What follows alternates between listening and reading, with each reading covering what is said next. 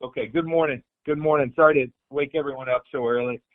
Um, but go ahead and ask questions.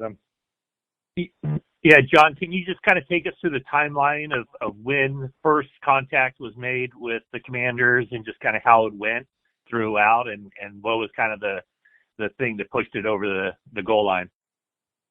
Yeah, so Martin and I had touched base quite a while ago, maybe 2 weeks ago, and just the likelihood I was gauging, the likelihood that he would be available, and Martin thought that there was a good chance it would be in play, and we'd been tracking Chase for some time. Martin did a really good job. I'm very appreciative. He and I are great friends. I mean, he was a mentor of mine when I arrived in Tampa. We played in the same secondary, so we go way back. One of the first calls when I got here to see if he would come join me. I think relationships matters in these things, and he did a really, I'm very appreciative. He kept us in the loop, because we were looking at a variety of things, and he just kind of kept coming back saying, here's where it's at. And ultimately, probably when did this, in terms of timeline, when did it break? When was that? You guys know time-wise? I'm thinking around 10:30, 11. Was that when it was? About 11:30. Yeah, 11:30. Yeah. So yeah. It was fairly late in the game. I mean, this wasn't something I went to bed, Monday night knowing that we were going to do this deal. We were talking about a few, and I don't know. I had this feeling going to bed, and I didn't sleep very well, and waking up that nothing was going to come to fruition, just because I don't know, the more people do these, it seems like the top is getting higher and higher. And, we probably got spoiled a little bit last year in getting Christian, but not only such a great player, but getting a player who you had for, years to come. And so, that's a little more attractive than somebody who's got on an expiring deal. But ultimately, we felt like this would give us, a boost. We really liked Chase's film. We liked where he was. Seemingly from a health standpoint, obviously, as with any player, all these deals, which are agreed in principle, are contingent upon passing physical. So he's got to clear that hurdle today, but he's been playing. So that's kind of how it went down.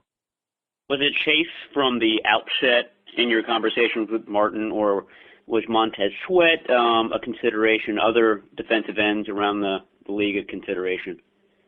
Yeah, early on in the game, not in the game, when in mine and Martin conversation, it was just Chase. At some point, Martin said, "Hey, listen, for the right price, Sweat could likely be could be had as well," and so that's kind of where it was. And John, back to Chase's health status. Obviously he missed, about a year and a half of games that the Commanders have been playing him a bunch this year. He played 75 snaps against Atlanta. So are you seeing that he looks healthy, fully healthy, or just healthy enough where he's kind of a rotational guy? I'm like you, Cam. I kept turning on the tape and, like 75, 64, those are a lot of snaps. And so, I think the proof is in, what's translating on the field, and he's been playing a lot and looking, really good. So,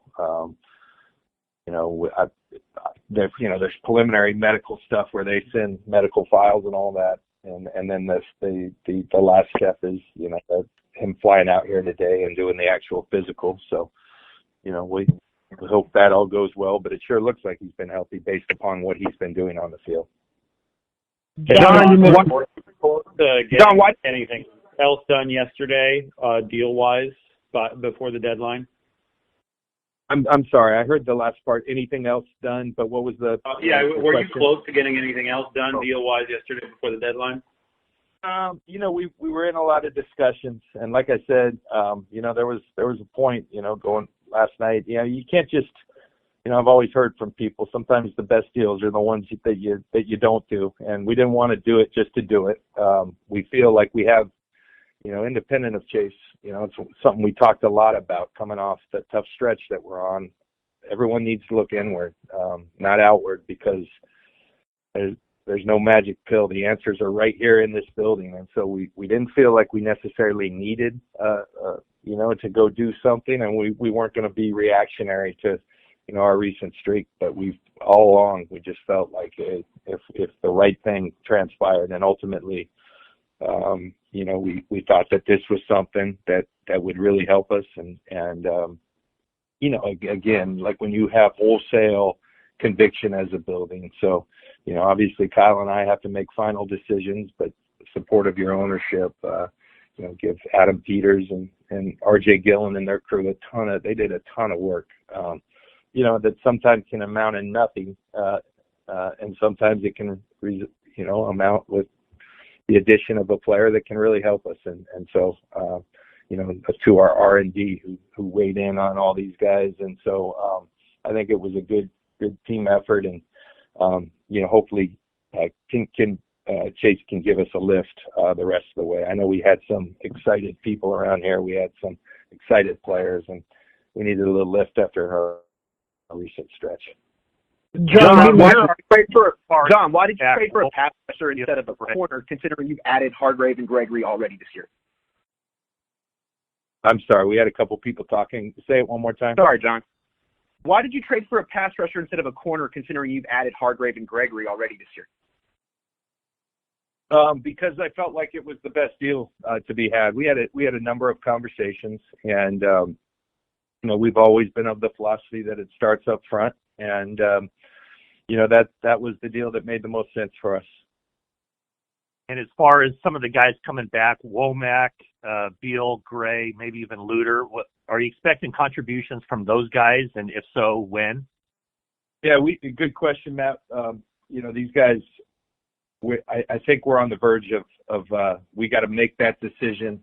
Kyle and I will have some conversations, and obviously, with the council of our health and performance staff. But these guys are ready to have their windows open, but you also have to have roster spots available. But I do believe a couple, if not a few, are on the verge of having their windows open. At some point, we got to see, what they can provide us.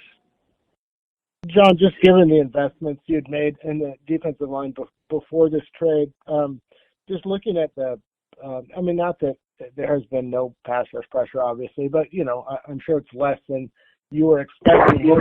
You've been able to pinpoint kind of what's been going on and why it has not been that kind of dominant pass rush we've seen in the past? We spent a lot of time, obviously looking into that, because that's our expectation. And we know we have a great group that is capable. But as we've said, it all works together. Rushing coverage have to be coordinated. And I think it's just, other than about the Dallas game, it all came together. I was hopeful that, we're on to something, and that we're going to get back to our ways, because I think, like, we, in my mind, we're really good up there, and now we're hopefully even better if this thing comes to fruition with Chase, and it's just, that's the question I think we all go as into the bye week, and like I said, everyone's got to look inward, and we've got to figure this out. We know we have the requisite talent to not just be good, but to be really good, and that's incumbent upon everyone to bring that to the table. And there's many times I got no problem, because those guys know it.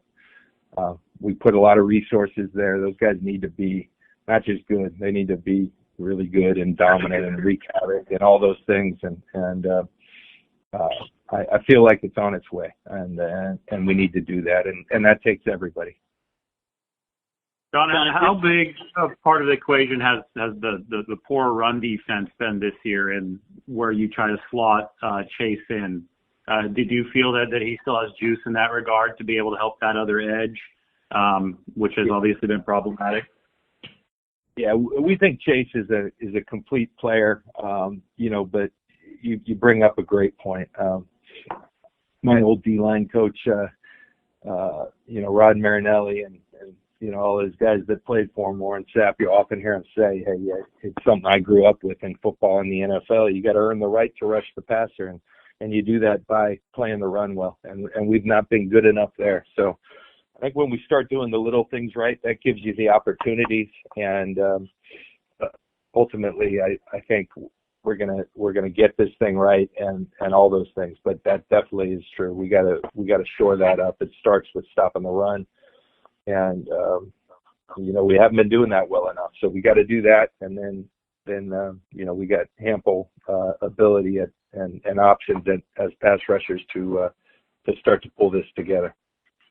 John, kind of following up on Eric's question there, John. When you started this process, were you looking specifically to bolster the defensive line, or was it just a matter of who can help us the most at the price that fits us? Yeah, it's you obviously have some areas where you're like, hey, if we could get something here, I think we could improve our team and our chances, and that's all you're trying to do this time of the year without handicapping us. I mean, it really is, starting with Saleh, on to Martin, D'Amico, Rand. I mean, having those comp picks has really helped us in a variety of ways. And when you've got your own third round pick, you've got a comp pick. I call it the Rand Miko because I don't know which one it is. It's both of them because you get when you have two guys go the same year. I think you get the third round picks in the next 3 years. That's helpful to be able to have that asset at your disposal. And it's just a reflection, I think, of being surrounded by quality people and then going on, having success here, being rewarded in a program that the league has in place to incentivize it. And that allowed us to make that happen, knowing we're likely having a comp 3 coming back as well. So we'll still have a third. We're expecting that we have another comp 3. And those things are valuable, but if you can add a player who can help you, I think it's boosted our team before. Emmanuel Sanders did it. I think Charles Omenihu made a lot of contributions. Christian, obviously. So, we've had a nice track record, but it's not like it's tough because it's become an expectation that we're going to do something, and it's everyone's kind of looking at you close to the trade deadline when you haven't done something yet, and you're saying, hold on, Randy Gregory, we did that, and I'm glad we did Chase for the right reasons, not because we just felt like, hey, we got to do something, because like I said, I believe wholeheartedly that all the answers are right here in the building. We didn't have to go do this. We just saw an opportunity, and we had, we felt like we could stay true to who we want to be in terms of building through the draft, with also adding a player who we felt could help us the rest of this year.